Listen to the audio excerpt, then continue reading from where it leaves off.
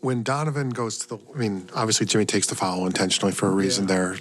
What was the reason? I'll give you two reasons. We typically don't do this. You hardly ever do this. Jaylen Brown and then Donovan Mitchell in Cleveland. There you go. Yeah. Is that coming from the bench, or is that Jimmy aware that Donovan has a history of knowing what to do Jimmy with that free throw? Talking about it after the Boston game. Then we're all talking about it after the Cleveland game. Look, it's a philosophical thing, but when the team doesn't have a timeout, and then you have the smartest, quickest player, making those decisions, you feel comfortable with it. And I felt fully comfortable with Jimmy making that decision, and I thought he just timed it right and made a really smart play. And then you have to have the rebounding, to be able to do it. I've seen so many of those plays as well. I think Donovan Mitchell missed that free throw about as perfectly as he possibly could. They usually just airball or go rim and nothing, or only bank shot. He did it perfectly and it popped up, but Kevin got a great block out against the biggest player on the floor, and then Caleb, swooped in for the rebound. We saw Jimmy talking after Donovan made the first one. Was the play that he made against Chicago in the 71-point game, where he did exactly what you said, getting rebounds, his own miss, and scores. Is that coming from the bench, those reminders, or is that Jimmy and Kevin remembering that Donovan did that? Well, we subbed in Kevin just for that reason. He's such a great rebounder. At that point, they didn't have timeouts. That was the only thing they could do, really.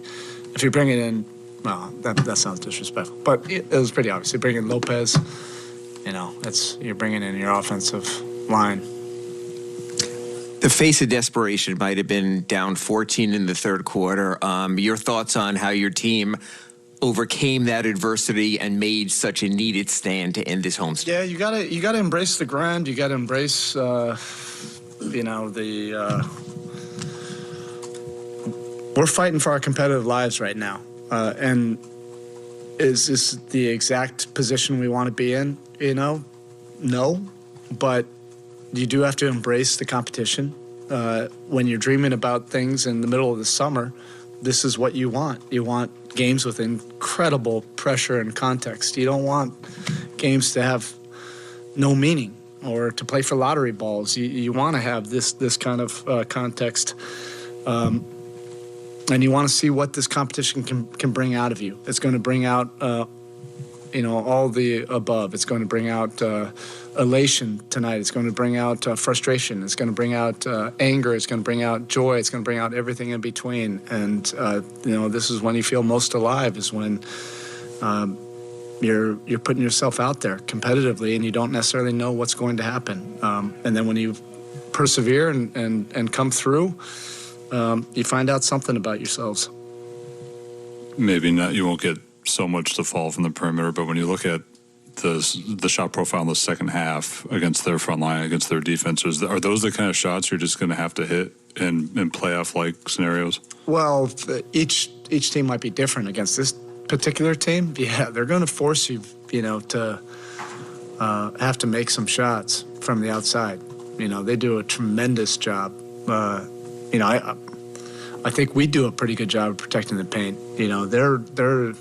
They're as committed as anybody. They have, some really physical players on the perimeter, and then they have that obvious front court length that makes them really unique. But what they do is they do really well.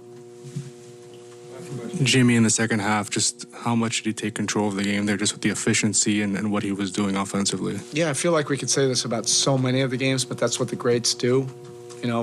How long ago was that? 2 or 3 weeks ago that he had the 30-point game off of 12 shots. Now he did a 33-point game off 33 shots. It's the epitome of efficiency.